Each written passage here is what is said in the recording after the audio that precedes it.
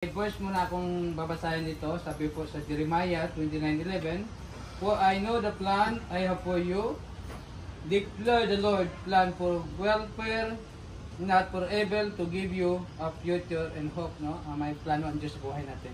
Tayo po yung manalangin.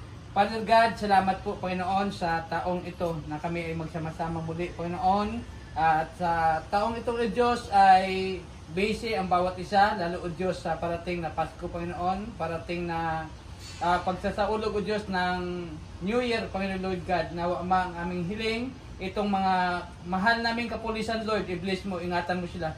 Ilayo mo sila Panginoon sa tukso, anumang sakuna sa buhay at anumang problema o Diyos ay ikaw pong magpapagaan Panginoon.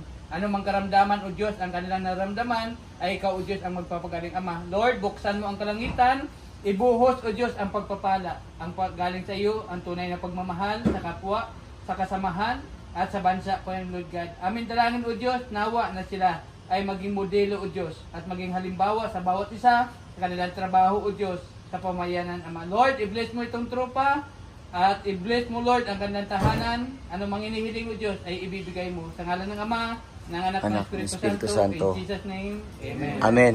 Amen.